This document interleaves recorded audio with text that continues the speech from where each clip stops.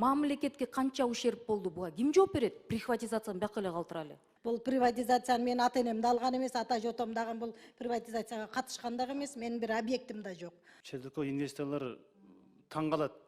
Кантип кызыл китеп менен мамлекет тартып алды деп. Ошол приватизацияга кол койгон чиновниктердин баары 80-90го чыкса, балдарын жоопкерчиликтерине тарталы. Пожалуйста. Шердиков инвесторлор таң калат. Кантип кызыл китеп менен мамлекет тартып алды деп. Мунапысты кылганбыз да. Уру болосунбу, уру болбойсунбу, коррупционер болосун, биз мунапыс өзүбүз эле кылганбыз. Приватизациядан элдин баары байыды. Чынын айтыш керек. Уурулар айрыкча. Буларды уурулар деп эле айтыш керек. Рахмат. Саламатсыздарбы, урматтуу эл өкүлдөрү, урматтуу катышуучулар. Мыйзам деген өзү баарыбызга белгилүү да. Так, анык, кыска жазылыш керек да, түшүнүктүү жолдор менен. Анан бизде ар кандай пункттарды киргизип туруп эле, анан кийин ар кандай маанини билдирген бир топ башаламан нерсени киргизесиздер да. Сиз айтып атасыз бул жердечи, мен кошулам Надира Азимовнага. Себеби бизде союз убагында болгон эмес.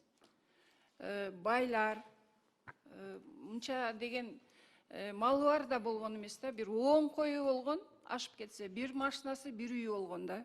Анан ушу приватизациядан элдин баары байыды. Чынын айтыш керек. Уурулар айрыкча. Буларды уурулар деп эле айтыш керек. Элдин, мамлекеттин мүлкүн уурдап, байыгандар мультимиллиардер болушту да. Чынын айтыш керек. Анан биз дагы буга коргоочу мыйзам алып келип атабыз да.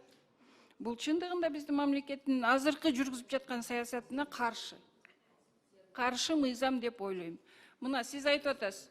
Жок, бул жеке ишкерлерге тиешелүү, соц объектилерге тиешелүү эмес деп атасыз да. Мынакей 5-чи пунктты окуп берейинби сизге? Мыйзам долбоорунун 3-чү беренесинин 1-чи бөлүгүндө ушул мыйзам долбоору күчүнө кирген учурдан тартып 1991 жылдын 31 августунан 2024 жылдын 31 декабрына чейинки мезгилде сатып алынган мамлекеттен ажыратылган жана менчиктештирилген мунапыс объектинин ээсинде болгон бардык объекттер мыйзамдуу түрдө сатылып алынды деп эсептелсин деп белгилөө сунушталууда.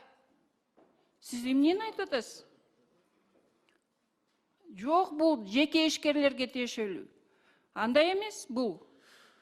Анда бул жерди өзгөртүш керек. Жок, мага мен уже сиздин максатыңызды түшүндүм да, жооп бербей эле коюңуз. Анда бул 5-чи пунктты өзгөртүш керек. Надира Азимовна айткандай башка мыйзам алып чыгыш керек. Мындай болбойт да, мыйзамды алып чыгасыздар дагы 5-6 түшүнүктү берген ар кандай бир лазейка калтырып жазасыздар да. Анан бул жерде мыйзам алып келгенде ушинтип биз окуп отура беришибиз керек да, анан бул жагы мындай жазылган турбайбы деп өтүп кетет. Ошо менен анан кийин кетесиңер. Максатыңарга жетесиңер. Элдин мүлкүн, мамлекеттин мүлкүн тоноп байгандарды ууру деп эле айтыш керек.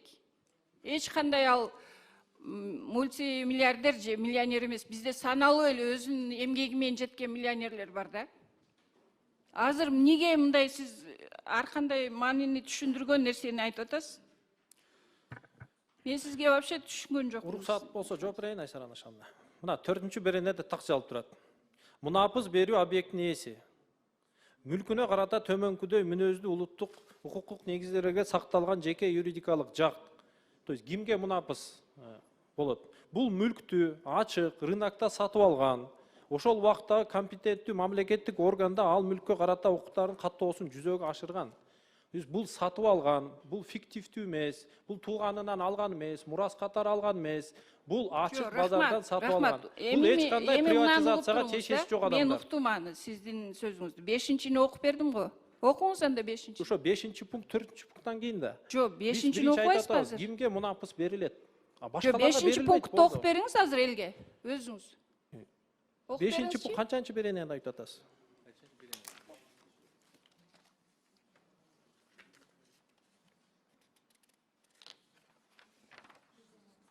Жерде беренесин, не знаю, вот 5-чи деп турат да.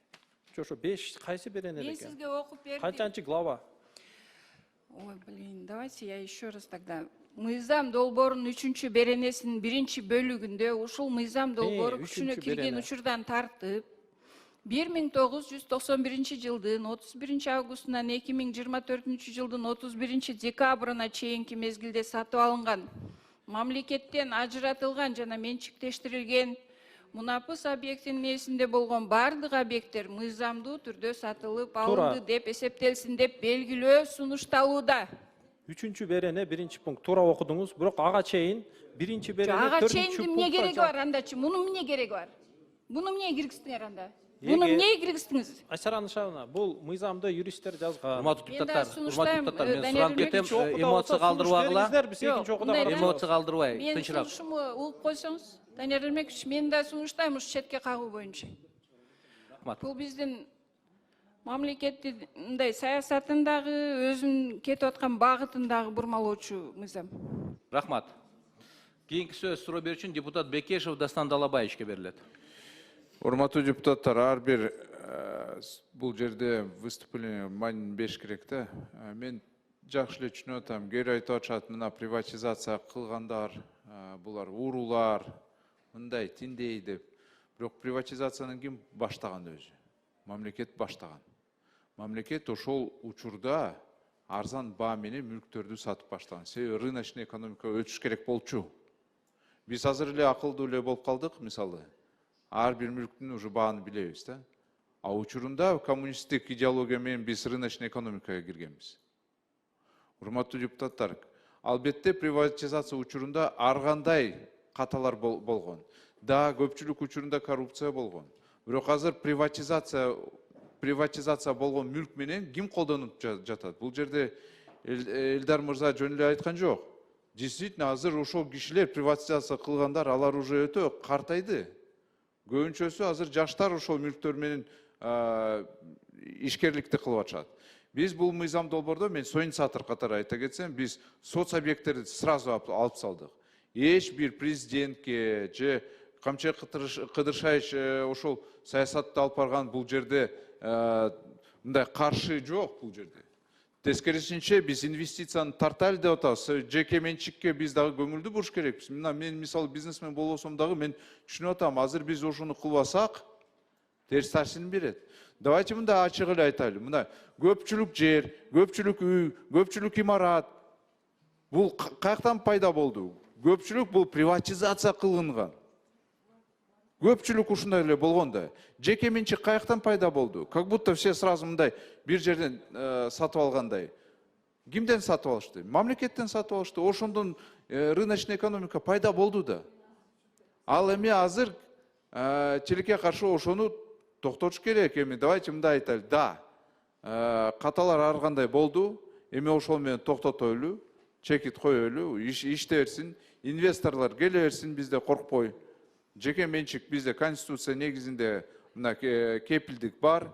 Иштейбиз деп ушундай кылсак болот. Мына бул жерде Сергей Васильевич Пономарев деген бар. Мына керек болсо ал өзү айтат пикирди да бизнесмендер боюнча. Анан мындай да биз айтып атабыз, уурулар, вот мына уурулар деп атабыз да, уурулар. А бирок азыр урматтуу депутаттар, а бирок уурулар дегенде биз мына керек болсо мунапысты кылганбыз да, легализация доходов, капиталов. Мунапысты кылганбыз да. Ууру болосунбу, ууру болбойсунбу, коррупционер болосунбу, биз мунапыс өзүбүз эле кылганбыз да. Ошол учурда ошол сөздөрдү айтыш керек болчу. Вот. Бул жерде эле комитетте өткөн, эмнеге ошол жерде айткан жоксуңар, уурулар кылып атышат, кылат деп. Эч ким айткан жок ошону. Вот. Жок, легализация бул жерде биз мүлктөрдү биз айтып атабыз, эми все уже мейли. Соц тармак боюнча биз тийген жок. Саламаттык сактоо имараттарды, билим берүү имараттарды сөзсүз мамлекетке берилсин, а башкаларды тийбесин да. Заводдор бар. Мен бир мисалды келтирип кетсем, урматтуу депутаттар, мына Виноградная айылы деген бар. Ошол жерде завод, вин завод иштеген. Жеке менчик. Аны мамлекеттин пайдасына алып келишти. Азыр завод жок. Бүт бар урдалган, бир жыл ичинде эчтекеси жок. Только дубалдар эле калды. Вот. Демек, мамлекеттик пайдага алып келсек дагы пайданы береби же бербейби? А канча мына жумушчу орундар болчу, канча салык төлөнгөн? Азыр бир завод жок уже. Все, винзавод, мисалы, ошо Виноградный село айылында жок азыр. Вот, так что, урматтуу депутаттар, эми бул жерде мен лично, мен атам дагы, менин ата-энем алар приватизация бир дагы тыйынды кылган жок, чынында. Мен дагы менин тийишим жок, бирок мен түшүнүп атам азыр. Биз ошону кылбасак, экономикага терс таасирин берет да. Рахмат. Рахмат, Дастан Далбаевич. Кийинки сөз суроо берүүчүн депутат Сурабалдиева Эльвира Жыргалбековна берилет. Рахмат, Элдар мырза. Мен сизден суранат элем, биякта сиздерге суроо берип атканда эжекелериңиз менен айтышпай, эмоция алдырбаңыз депчи, инициатор катары главный. Бирок сиздин айтып кетпеген бир нерсеңиз бар да, мына Дастан Далбаевич айтканычы. Кечиресиз. Дастан Далбаевич айткан сөз, эмнеге бүгүнкү күндө Кыргызстанга ишкерлер, инвесторлор келбейт? Ошону коркпой эле ачык айткыла да. Биякта, может быть, бизнесмен аралашпаган адамдар отурасыздар. Бирок бизнесмен аралашкан адамдар да көп да. Өкмөттө иштегендер да бар. Ары чуркап атышат, бери чуркап атат. Мына повесткада деген крипто майнинг мыйзамдар эмне келип атат? Инвесторлор жок. Ишкерлерди кустуруп атып, коркутуп атып, желкесинен алып атып, мына ушуга жеттик. Анан ушул мыйзам эмнеге керек? Сырттан сиздер эгер сыртка чыкканда, инвестиция жөнүндө сөз кылганда алар сурайт. Гарантия частной собственности есть или нет? Когда гарантия частной собственности есть, к вам снаружи придут инвесторы. Ошону өкмөт так жооп бергенге үйрөнгүздөр. А сиз инициатор катары ошол маселени сиз да сыртка көп чыгасыз, айткыла да ачык. Мисалы, мен сыртка чыксам, биз да чакырып атабыз. Келгиле, у нас все замечательно, все хорошо. Алар интернетти ачат. Бир инвестор, бир ишкер ыйлайт, тигини камады, буну камады, камалган баары эле өкмөт кызматта иштегендер эмес, бүт ишкерлер камалып атат. Сөз эркиндегенде журналисттер камалып атат. Ана сөз эркиндиги жок болсо, еще красный частная собственность деген каалаган келип УКМКдан да мен ойлойм, биякта Камчы Кыдыршаевич менен президентке жетпеген көп иштер бар. Аны корккон эл сыртка чыгарбайт, интервью бербейт, ачыкка чыкпайт. Унчукпай эле берген долясын берип туруп куткарып чыгып кетип атышат. Бунун баарын ишкерлер билет. А сыртта жүргөн инвесторлор ошол ишкерлерден сурайт. Самый главный инвестор в Кыргызстане это кто? Это отечественный предприниматель. И ошол отечественный предпринимательдин 30 жылда контакттарын баары сыртта болгондор аларга чалат. Ай, сен чоң ишкер экен, орто ишкер экенсиң, мындай кичи ишкер экенсиң, кичинекей ишкер. Айтчы, насколько безопасно? Иштегенде сеникин эч ким тарта албайбы? Жок кандай гарантия. Ошондуктан мен суранат элем, менеджерлерди сыйлайм, бирок акыйкат сөз болуш керек. Акыйкат сөздө бир нерсе бар да. Ушунчалык эле мамлекеттик кызматта иштегендердин баары таза, ишкерлердин баары прихватизатор, уурулар десек, давайте анда 30 жылда бүт мамлекеттик кызматта 1 жылдан көп иштеген чиновниктерди эми средний звенон тийбей эле коелу. Министр анан өйдө андан чоңураактар текшерели. Кайсы үйдө жашашат? Кайсы машинеси бар? Балдары чет өлкөдө кайсы акчада окуп атышат? Ошол акчалы чыккан акчаларды ким көзөмөлдөп атат? Убагында ар бир президент тегерегинде байыгандар канча эле? Жыргап жүрүшөт. Азыркыга чейин жыргап жүрүшөт.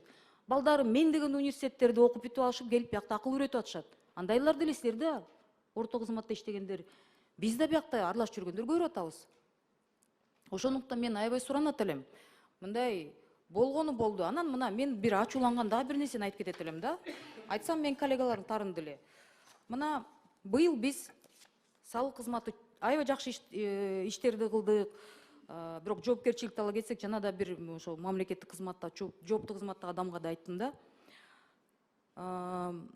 Бир мыйзамдарды киргизебиз, анын кайра жокко чыгарабыз, ишкерлерди жүдөттүк, ККМдерди канча алдыңар, базарлардагы тиги патенттер жокко чыгарабыз деп.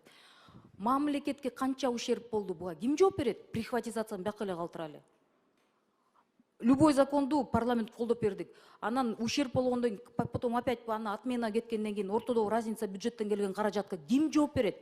Анан приватизация кылынган учурларда ушуну берген адамдын бирөөсүн жоопкерчиликке чакырдыкпы? Тарттыкпы бир адамды? Мына могу заводду бекитип тура эмес бериптирсиң. 30 жыл мурда азыр 80ге чыкса, 90го чыкса деле, давайте жоопкерчиликке тарталы. Ошондо ишкерлер да ойлонот. Чиновниктер да, азыркы жаш чиновниктер эскилерден да карышкыр болуп калышты. Силердин маселеңер президенттин көзөмөлүндө, Камчы Кыдыршаевич көзөмөлүндө деп шылтап, ишкерлердин жети терин сыйрып атышат азыр. Силер билбейсиздер, укпайсыздар мүмкүн. Мисалы, ошол салык кызматы деген списание по налогам сделали. На 12 миллиардов безнадежных долгов дейт да. Ошол салык долгтун арасында эмне бар? урматтуу коллегалар, мамлекетти 30 жыл тоноп приватизацияланган фирмалардын жартысынын чиновниктердин фирмаларынын карыздарын кечип коюшту. Аны ким текшерди? Урматтуу өкмөт отурасыңар. Ошонун баарын быкычкыларын бери чукуп отурсак, анын акыйкаттын аягында бакуш даже приватизация кылган ишкерлер таза болуп калат бизде. Балекеттин баары ушул 30 жылда туура, Надир туура айтып атат. 30 жыл мамлекетти тоногон чиновниктерди, бирок алар биз текшере элекпиз, ошонун баарын текшерели. Мен 100% ар бир ишкер колдоп берет. Бир да ишкер мыйзам бузууга барбайт, анткени неден ошондон талап кылган, ошону тоногон, ошондон акча пара сураган адамдар азыр еще мода. Пара сурайт экен. Анан параны бакуш тиги темселеп бар берип атканда аны кармап туруп, взятка берин деп, ошол параны бердиртип туруп, ошактан кармап туруп камап атышат. Это новая мода в Кыргызстане. Бунун баары биздин мамлекеттин башчысы турган адамдардын эми мүмкүн убактысы жетпейт. Может быть жетет деп мен ишенгим келет да. Ошондуктан акыйкат сүйлөгөндө давайте аягына чейин акыйкатты мындай колдоп кетели. Ошол приватизация кол койгон чиновниктердин баары 80-90го чыкса, балдарын жоопкерчилигине тарталы. Пожалуйста. А 3-4 приватизация кылган, анын баласына кеткенден кийин ага тиги отуруп туруп ГКМКга чакырып коюп, акчасын алып коюп, анан кетирип койгон. Какая разница? Вы же еще не знаете, если там 300 гектар земли у него забрали, приватизированных, сколько из них ушло государству? Сколько из них в итоге ушло в карман тем чиновникам, которые ловят? Никто из вас не знает. А монда историялар сыртка чыкпайт, дел айткандан да коркот. Эмне жымжырт болуп калдык? Баарыбыз билебиз да, бул бүгүнкү күндө болгон нерсе. Бул мыйзам эми жада калса сөзүнүн ачыгы, Элдар мырза. Иштесе иштейт, иштебесе иштебейт. Бул мыйзам тети сыртта жүргөн инвесторлар, мындай стабилдүү акчасы, узун акчасы бар адамдарга коркпогула, бизде гарантия деп, бул жөн эле мынтип бекинип кое турган мыйзам. А по факту любойун жулуп туруп, любойун каматкан азыр заман. Эч ким бизде болуша албайбыз, мурдагылар да болуша албайт, келечектегилер да болуша албайт. Мен бул жерде уруша турган эмес, просто акыйкат сөз керек бизге. Ошонун аягында чейин мындай давайте бирибизди туура түшүнүп, сырттан келген акчалар келсин, мамлекет өнүгүш керек. Ошону колдоп берем деген адамдар бул мыйзамды колдоп берет.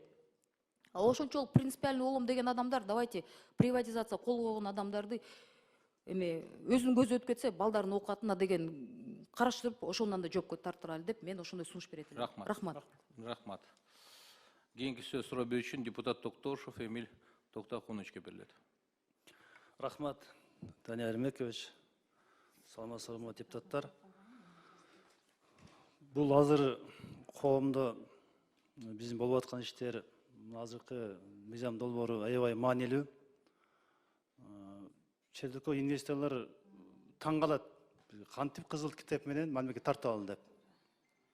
Аларга мындай бул кызыл китеп менен мамлекет тартып алганы аябай өөнү очушат. Алар бул жака жөн инвестиция салганды аз ойлонуп калышты бардыгы эле.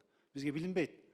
Аз эми айрым мамлекеттик органдар эмелер аябай түшүп алат ушундай, ал эмес болот экен деп. Бирок бунун кесепети көп дейт Кыргызстанга.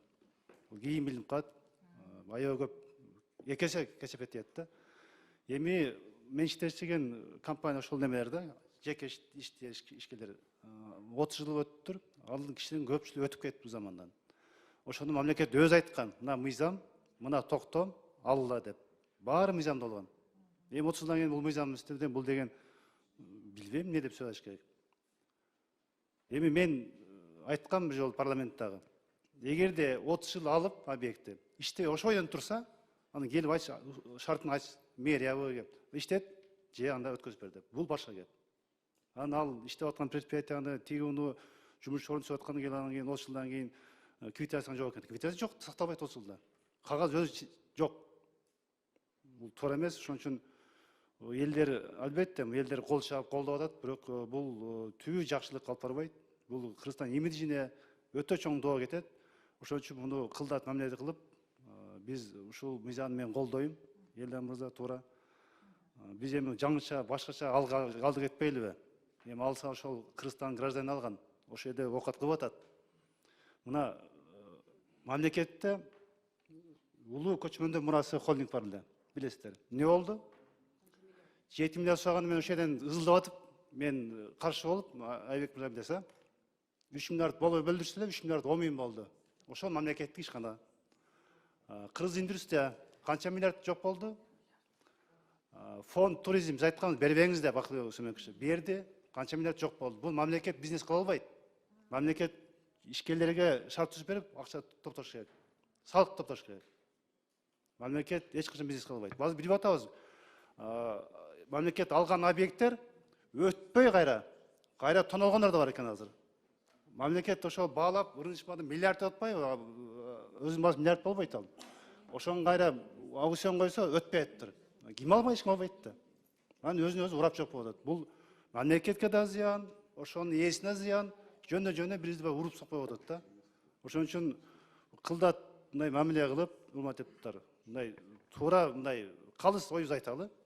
Каяк карабыз, макул, бүт мамлекет берели. Мамлекет иштете албайт да. Баары жогоп атпайбы? Ошон үчүн бул мыйзамды колдош керек. Урматтуу президентибиз дагы, Камчы Кадыршаевич дагы угуп турат баарын. Аларга туура эмес маалымат аябай көп кирет. Жакшы көрөнүм деп кошмачылар баарын ошо үстү көздөй кылып алды да. Ошон үчүн биз депутаттар калыспай берип, муну токтотуш керек. Биз башкача ойлош керек. Жумуш орун түзүшкөнү ойлош керек. Ошо ишкерге шарт түзүп бергенде кайра тескерисинче ошо объект иштетип болсун, иштетпей кандай иштетип жардам керек деп мамлекет барыш керек. Налогун көтөр деш керек. Ошон үчүн башкача мындай өссөк, урматтуу депутаттар, бул мыйзам азыр коомго аябай керек. Биз колдоп бериш керек. Кеч болсо дагы. Кеч болуп калды, бирок азыр да кеч эмес. Рахмат. Рахмат. Кийинки сөз депутат Талиева Камила Абдыразаковна берилет. Рахмат. Мен көп сүйлөбөйм, кыска эле менин оюмду азыр бул жерден Эльвира айым дагы, бул жерден Эмил мырза, Дастан мырза дагы айтып өтүштү. Мен кыскача эле мен эмне үчүн бул мыйзамга тиги автор Абакиров мырза келип, биз былтыртан бери эле сүйлөшүп атабыз да, мыйзам долбоорун түшүндүргөндө мен эми сизди экономист катары мындай министрликте дагы министрдин орун басары болуп, анан билимдүү депутат катары сиз абдан далилдүү фактылар менен түшүндүрүп бердиңиз.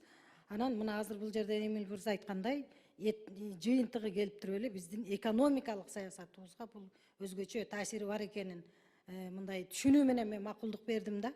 Биринчи мындай үстүртө мыйзамды караганда чынында эле мындай саботаж сыяктуу, чынында эле президенттин саясатына каршы чыгып алып эле өзүбүзчө биз союздун убагында биз приватизацияны ата энебиз кылып алып, ал бизге өтүп, эми биз ошону сактап калалы деп мен жеке өзүмө жооп берем. Ошондой болуп кала тургандай эле бир саботажниктей көрүнүп калбайын да, мен ошон үчүн сөз алдым. Мен бул приватизацияны мен ата энем да алган эмес, ата жотом дагы бул приватизацияга катышкан дагы эмес, менин бир объектим да жок. Чынында эле Эльвира айым айткандай, анда биз мамлекетибизде жашаган мамлекеттик чиновниктерден баштап ар бирибиздин жашаган үй, тепкен машинең, жасаган оокаттын баарын текшерип чыгыш керек да. Мындай такыр эле бири-бирибизди мындай ишенбей баштасакчы андачы. Мен бул мыйзамды чынында бул жеке менчик укугун жогору койдум да. Бул мыйзамда жеке менчик укугу мыйзам менен корголуш керек депчи. Ошол маселеде мен анан экинчиден мына тиги биздин ошол туристтик мындай багыттагы мына чет өлкөлүк валюталардын агып келишин камсыз кылууда дагы бул мындай мааниси абдан зор болот да, туристтик объекттер үчүнчү. Анан бул иш орун менен камсыз болот дедиңер. Анан бир экинчи, үчүнчү, төртүнчү колго өтүп кетип, ошол объектилер, мисалы жана Дастан мырза айткандай, заводдор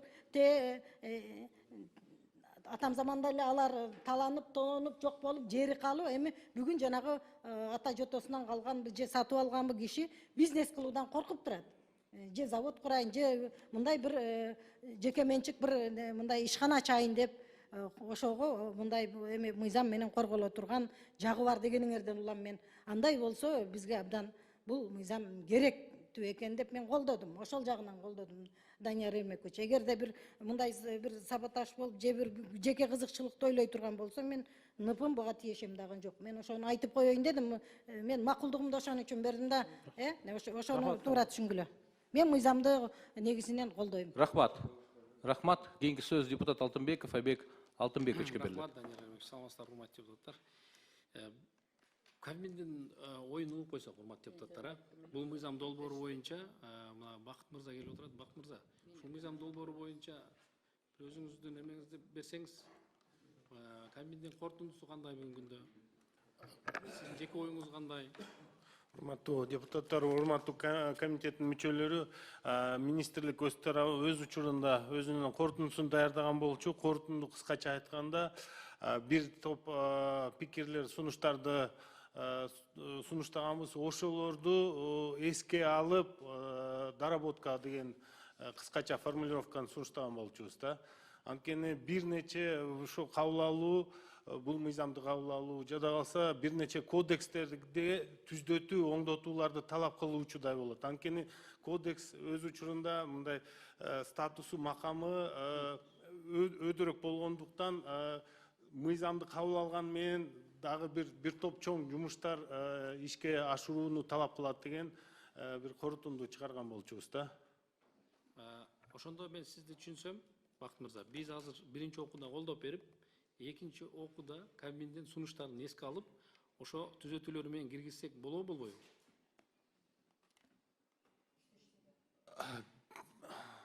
Доработкалардын Сиз мындай ачык айкын айтсаңыз, же сиз макулсуз, же сиз каршысыз? Сиз азыр жалпы бул жерге сиз Кабминден келгенден кийин сиз жалпы Кабминдин ой пикирин жооп бергенге сиз укуктуусуз да? Азыркы учурдагы сунушталып аткан, каралып аткан редакция туура эмес келип калат деген ойдобуз Кабминдин оюна. Демек, бүгүнкү күндөгү каралып аткан азыркы Же болбосо мындай өтө орчундуу бир чоң доработкаларды талап кылат, бирок ал азыр ушу мүмкүн эмес болот. Бакыт мырза, аны экинчи окууда оңдоп кетсек болот да.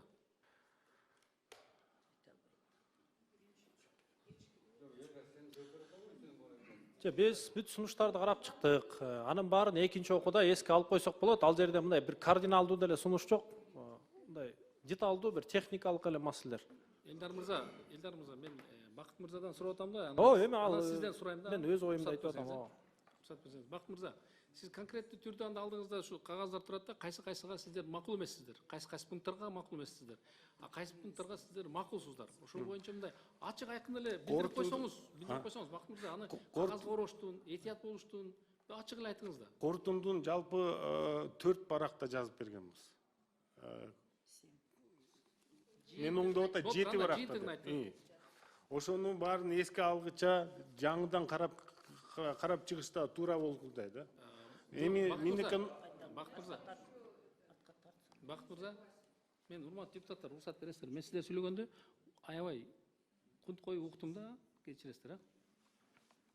Бакыт мырза, азыр менчиктештирүү бул мыйзам долбоору карасаңыз 91-жылдан 24-жылга чейин деп кирип атат да, мөөнөтү кирип атат. Сиз мына Кабминде иштейсиз, көп жылдан бери иштейсиз. Менчиктештирүүдүн ошол убакта болгон максаты эмне экен? Сиз ошол убактагы өкмөттүн оюн, сиз бүгүнкү күндө ошолордон кийинки өкмөттүн мүчөсү болуп иштеп аткан катары ошол ой пикириңиз кандай ошолорго? Ошол убактагы чечимдерге?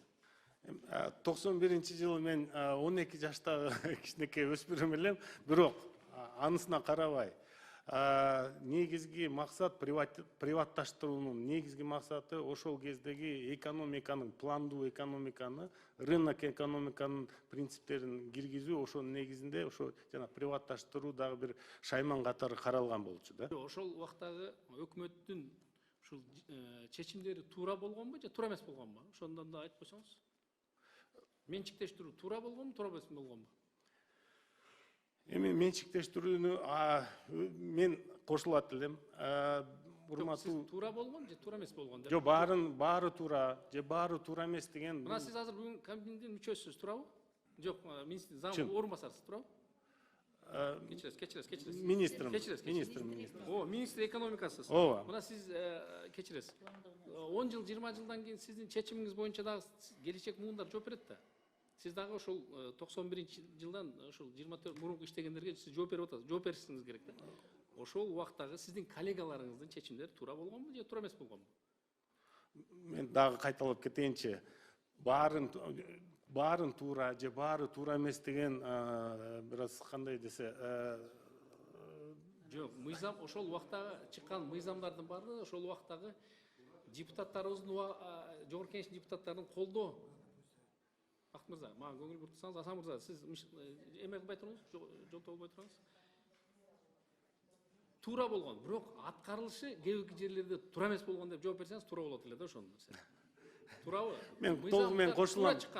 Бирок ошол эле туура эмес адамдар, арзан алган, жана туура эмес алып алгандар боюнча сиз айтсаңыз туура келмек да. Кошулам.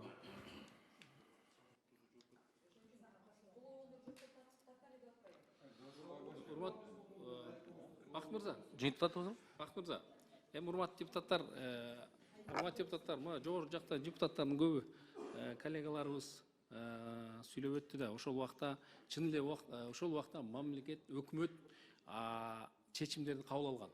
Базар экономикасына өтөбүз деп көптөгөн, мисалы үчүн эле кой чарба, мал чарбачылыгын алсак, миллиондогон койлорубуз бар эле. Миллиондогон жаңағы уйларыбыз бар эле, бордоп багылган анын ичинде, жылкыларыбыз бар эле. Бир заматта бир чоңдун чечими менен ал ошол мал чарбачылыгы жок болду. Бирок мал чарбачылыгынын өзүнүн мүлкү бар эле да. Бүгүнкү күндө алар дагы жок болду, туура. Иштебейт. Эмесе канча миңдеген адам жумуш менен ошол малда камсыз болуп турган убакта. Кээ бирки чечимдер, кээ бирки туура эмес кабыл алган убагында болгон, аны ачык эле айтыш керек, аны ачык эле айтышыңыз керек да. Ошон үчүн Данияр Эрмекчи, анан эми бул жерде коллегаларыбыз сунуш кылып атат бул мыйзамды. 20-дан ашык коллегага сунуш кылып атат. Биз биринчи окууда колдосок, анан экинчи окууда биздин коллегаларыбыз Элдар мырза, сиз кабин менен, кабин мүчөлөрү менен, жана ошондой эле биз башкы прокуратуранын корутундусун алышыбыз керек ал жерде дагы. Ушулар менен иштесек, анан экинчи окууга келсек, анда ошондой өз ойлорубузду билдирсек. Рахмат. Рахмат. Аз жыйынтыктап алайлы. Акырында берели сунуштарды. Урматтуу депутаттар, рахмат. Негизи бул мыйзам долбоорун биз мына кеңири аз талкуулап атабыз. Биринчиден түшүнүш керек да, бул приватизацияны биз ошону баштаганда, эгерде бир кандайдыр бир объект приватизация болуп атканда, негизи ошол багыт боюнча ал иштетиш керек эле. Эгерде бул автобекет болсо, автовокзал болсо, бул эгерде ошону приватизация кылган болсо, ошо автовокзал иштетиш керек эле. Эгерде ошону иштетпестен, ал талкалап, жерлерин сатып, жок кылып байган болсо, анда жоопкерчиликке тартылыш керек. Бул жерде эки тараптуу болуп атат. Бул жерде туура депутаттар ошол нерсени көтөрүп атат, но ошонун арасында эле бүгүнкү күндө кайсы бир кандайдыр мамлекеттик ишкананы булар приватизация кылып алып, но бирок ошол багытта иштетип аткандар бар да. Ошол эле мал ферма болсо, же ошол эле кандайдыр бир пахта завод болгон болсо, чыгаруучу ошону алып, бүгүнкү күндө ошол заводдор ошол багытында иштеп атат, өзгөрүлбөгөн. Ошон үчүн мындай таразага биз салышыбыз керек. Эгерде экинчи окуга карата буну карасак, ошо сунуштарды берели. Ошо убагында арзан баада алып, ошол кандайдыр бир чоң мекеме ишкананы талкалап жок кылган болсо, аларды киргизбеш керек. Алар төлөсүн, кайтарсын. А эгерде ошол багытта бүгүнкү күндө иштетип, жаңы жумуш орундарын түзүп, өркүндөтүп, өнүктүргөн ишканалар болсо, ал жери башка маселе, урматтуу угандар. Ошон үчүн мен ойлойм, бу жерде шашылдын кереги жок. Мына азыр мен депутаттар туура айтып атат. Эгерде туура көрсөңүздөр, ошонун концепциясыны бекитип, колдоп берип, экинчи окуга карата баардык депутаттар катуу киришип, сунуштарды берели. Эгерде ошо биздин сунуштарыбызды кандайдыр бир кабыл албай же кандайдыр бир карама каршылык болсо, анда бар жок алды урматтуу депутаттар. Кайрадан биз ушул маселени чыгып, анда четке кагып койсок болот. Ошондуктан туура айтты, бул жерде 24 депутат биздин кесиптештерибиз ушул мыйзам долбоорго соинициатор болгон экен. Ошондуктан мен ойлойм, алардын да ойлору болсо керек. Буну дагы кенен ошолор менен талкуулап, кийин жыйынтык чыгарсак.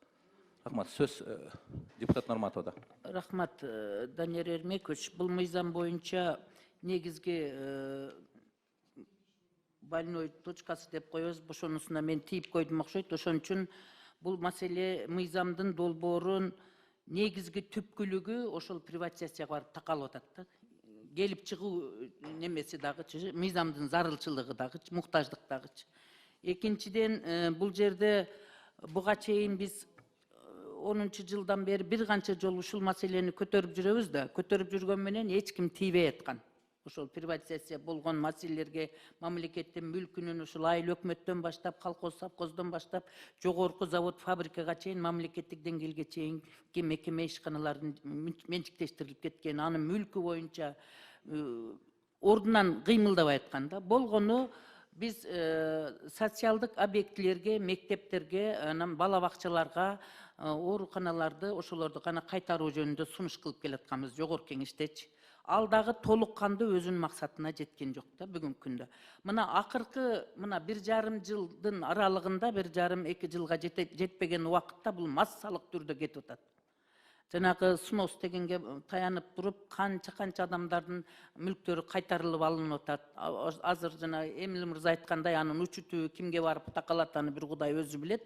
Бирок ошолордун адамдардан массалык түрдө кайтарылып алып атат. Базарлары, автобекеттери, башкалары, анан кийин ошол чоң килтейген автобазалар, мисалы үчүн азыр сиз айткан ойду мыйзамда көрсөтүптүр. Жана өзүнүн багыты менен менчиктештирип, ошону улап иштеп кетип аткан болсо, заводто өнүктүрүп кетип барса, бала бакчаны бакча кылып иштетсе, мектепти мектеп кылып иштетсе, өндүрүштү өндүрүш уюштуруп, башка багытын өзгөртүп, өндүрүш уюштурган болсо, алар жөнүндө сөз жок. Ал жөнүндө биз легализация боюнча мыйзамдарда деле бар, конституцияда деле белгиленип, бакыйып жазылып турат, жеке менчик кол тийгиз депчи. А биз мына бул жекече ар бир адамдарга тиешелүү мүмкүнчүлүктү түзүп бере турган мыйзам болуп атат мына бул. Ошон үчүн мен бекеринен сөз козгогон жокмун. Жана айтып атпаймынбы? Мен бүт анализ кылып туруп, анан негизге таянып туруп, мисалга фактыга таянмай сайын мен сүйлөбөйм, өзүңүз билесиз. Азыр коомчулук угуп турат. Ошондуктан биз азыр мына мыйзамды чала мыйзам болуп атат да. Мына 40 жаш, 30 жаш деп жазгандын бардыгы ошол приватизация мезгилдеги туулуп, эчтекени биле элек балдар бүгүнкү күндө 30-40ка чыгып, эмгекке жарап, ошол колдон колго алып, анан кийин бүгүнкү күндө ошону иштеп атат деген сөз. Ал эми сиз айткандай жанагындай өзүнүн багытын өзгөртпөй иштеп кетип бараткан жөнүндө ар кандай кырдаалда аларга мамлекет өзү шарт түзүп берет. Анан ошолорго таянып туруп эле немеден инвестиция келбей атат, чочулуп атат, коркуп атат деген сөздөн биз алыс болушубуз керек да. Мисалы, бир гана нерсе бул күнгө чейин деле мунапыссыз эле биздин кол тийбестик жөнүндө мамлекеттин мыйзамы бар. Ошонун негизинде адамдар сотко берип, соттошуп атат азыр, тарттырып койгондорчу. А биз мисалы үчүн Ошто канча объектилер кайтып атат, аны көрүп атабыз да. Ошонун артынан ачыкка чыкпаган менен канча адам соттошуп, нараазычылыгын билгизип атат. Заман ушинтип турбайт да. Бир мезгил келет, адамдар өзүнүн жеке менчиги үчүн дагы мамлекет менен соттошо турган күндөр келет. Ошон үчүн мен мынтип айтат элем. Бул мыйзамды азыр күн тартибинен алып турайлык. Анан эми биз 20дан ашык коллегабыз колдоду деп туруп, жанагындай коомчулукка каршы келе турган саясатка өтүп алганыбызда биз анда өзүбүздүн коллегаларыбызда туура түшүнүш керек. Күн тартибинен алып туруп бул мыйзамга өздөрүнчө азыр министр биздин мамлекеттин экономикасыны мыйзамдаштырып, багытын аныктап туручу экономика министринин жообун уктуңуздар, урматтуу депутаттар. Конкреттүү түрдө жооп айта алган жок. Ал киши да жоопкерчиликтен коркот, мисалы үчүн кадам таштагандан. Себеби бүгүнкү күндө өзүнө жараша жеке менчикти коргой турган мыйзам бар. Ал үчүн мыйзам иштеш керек жашоодо. Мыйзам иштеп турган мыйзамды иштетишти билбей эле кайра дагы мыйзам кабыл ала берсек болбойт да. Ошондуктан мен министрдин сөзүнө кошулуп туруп, өкмөт өзү чечкиндүү кадамга бара албай атат. Биринчи өкмөт өзүнүн конкреттүү сунушун айтыш керек да бул мыйзам боюнчачы. Биз отуруп алып туруп, алиги кыздын көңүлү, таздын көңүлү деп коллегаларыбыздын көңүлүн алып туруп, биринчи окуудан кабыл алып койгондо туура болбой калат. Мен калыстык сунушумду айтайын, жана мыйзамды күн тартибинен алып турсун дагы, буну жеткирип бышырып иштетип кайрап келсин. Анда парламент укугу өткөрсүн, коомдук укугу өткөрсүн, көпчүлүктүн сунушун угайлы, өкмөт, Минэкономика өздөрүнүн пикирлерин жазуу түрүндө алып келип, берген корутундусун ошол жерде далилдесин. Рахмат. Ошон үчүн мен сунушумду колго салып күн тартибинен алып турайын. Рахмат. Ошол эле калыстык болот. Рахмат. Надира Айжимовна, бул жерде баягы 24 депутат. Бул жерде кошоматчылык жок, башка жок. Али жаның кашайганда ачык сөз айтасың да. Рахмат. Надира Айжимовна, бул жерде баягы биздин коллегалардын көңүлүн алыш эмес. Бул жерде биз реалдуу эле ар бири баягы өздүнүн билген калыс нерсени айтып атабыз. Сиздин оюңуз кандай бул? Күнө боюнча биз сурап коелу. Өкмөттүн сунушун карап чыкканбыз. Эми Бакыт мырза билбейм канчалык карап чыктыңар, ал жерде техникалык маселелер, мына окуп берейин. Менчиктештирген мүлктүн арасында муниципалдык мүлк кирбей калыптыр, аныктамага дейт. Эми андайды экинчи окууда кошуп койсок болот. Ушуга окшогон маселелер бар экен. Аны экинчи окууда эске алып, Данияр Эмекевич, биринчи окууда концепциясын колдоп берип коюңуз, экинчи окууда карап чыгабыз баарын. Рахмат, урматтуу, мындай кылайлы. Азыр бул жерде 2 сунуш түштү. Биринчи сунуш Алтынбеков, Айбек Алтынбекович берди. Да? Жок, официальный микрофондон Айбек Алтынбекович сөзүн айтып кетти. Ал сиз сөз алып бердиңиз. Мейли, мен кезегимен кое берем. Баркы жок. 2 сунуш түштү эле мындай. Депутат Нармат Надир Азимовдан сунуш түштү. Бул маселени, бул мыйзам долбоорун күн тартибине алып кайрадан иштеп келсин деп. Экинчи сунуш Алтынбеков, Айбек Алтынбековичтен түштү. Аталган каралып аткан мыйзам долбооруну концепциясыны колдоп берели, бирок экинчи окууга карата өкмөт менен биргеликте иштеп, кемчиликтерин бүт карап чыгып, экинчи окууга карата ошо депутаттардан келген сунуштарды эске алып келсин деп. Урматтуу. Ооба, жок, эми эки туруш официалдуу түрдө. Эми урматтуу депутат, ошондуктан кегиле дош менен чечип коелу. Азыр ирет менен коелу. Надир Азимовдун сунушун биринчи коюп берели да. Эгер Надир Азимовдун сунушу өтсө, Алтынбеков Айбек Алтынбековичтин сунушун койбойт. Эгерде Надир Азимовдун өтпөй калса, анда мырза Айбек Алтынбековичтин сунушун коеюн. Каршы эмессиздерби? Анда, урматтуу депутаттар, мен Надир Азимовдун сунушун дош коем. Каралып аткан мыйзам долбоорунун күн тартибин алуу боюнча. Дош койгом, дош бериңиз. Ким макул? 3. Өтпөй калды. Андан кийинки сунуш депутат Алтынбеков, Айбек Алтынбековичтин. Анда комитеттин чечимине өтөрөлү да. Макул. Сунуш өтпөй калды, анда комитеттин чечимине өтөлү, урматтуу депутаттар.